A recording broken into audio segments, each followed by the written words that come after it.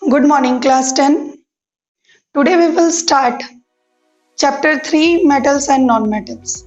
We know that metals and non-metals are the form of elements. Elements are the pure form of some matter which can classified into metals and non-metals. In this chapter, we will discuss the physical and chemical properties of metals and non-metals. When they react with, they form the ionic compound. What is the properties of ionic compound? So let's start.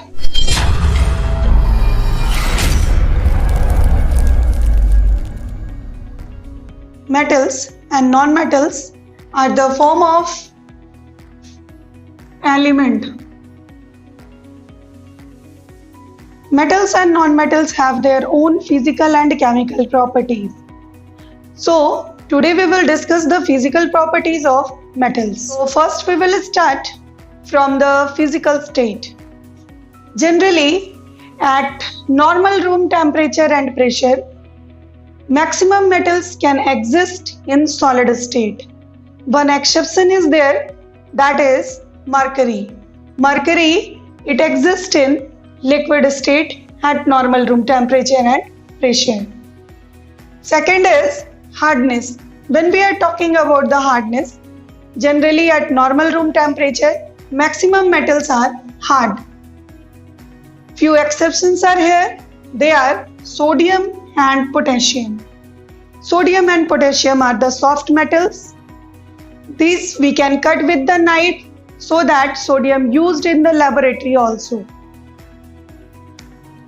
Third property, that is malleability. In the previous class, we have also discussed about this malleability. Malleability means the property of metal due to which metals can be beaten into thin sheets by hammering, so that the silver and aluminium foil which we will use in the sweets and for the other purposes, so metals are malleable. Next property, that is ductility. Ductility means this is the property of metal due to which metal can drawn into thin wires. Metals are ductile. Most ductile metal is gold and copper, aluminium. These are also ductile. They can also drawn into thin wires, so that we use the copper wire, aluminium wire for the electrical purpose or in the electrical appliances. Next property we have melting and boiling point. Metals have high melting and high boiling points. Force of attraction among the particles of metal are quite high and they are very closely packed, so that they have high melting and boiling points.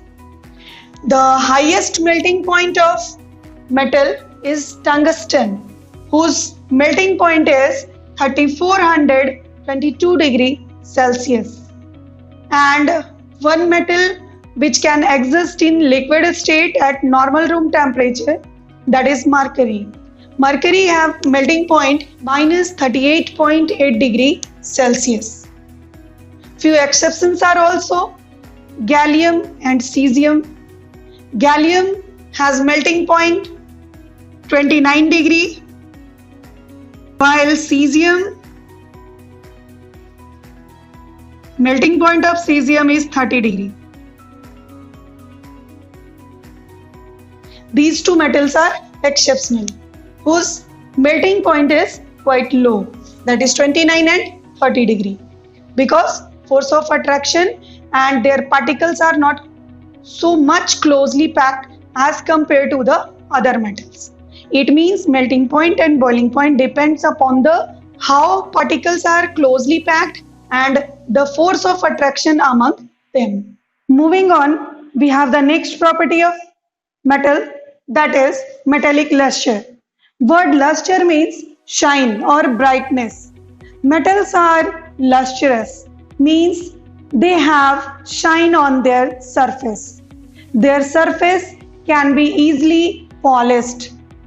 Therefore, silver, gold, platinum, these metals are used in making jewelry and ornaments.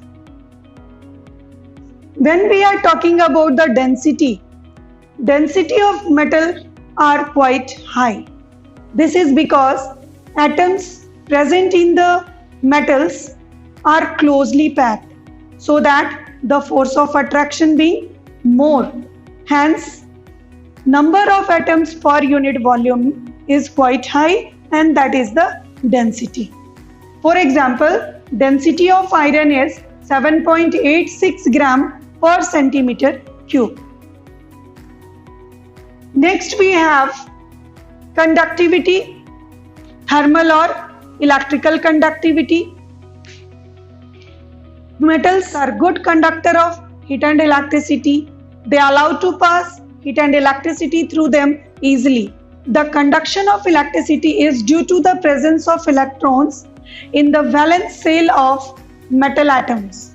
The best conductor of electricity is silver. Copper and aluminium are also conduct electricity. Silver is highly expensive, so we will use the copper and aluminium wire as electrical wire. Lead and mercury, these metals are poor conductor. Mercury is the poor conductor of electricity and lead is the almost non-conducting towards electricity. While in heat, both are the poor conductor of heat. Next property, that is the sonority. When we are talking about the sonority, metals are sonorous.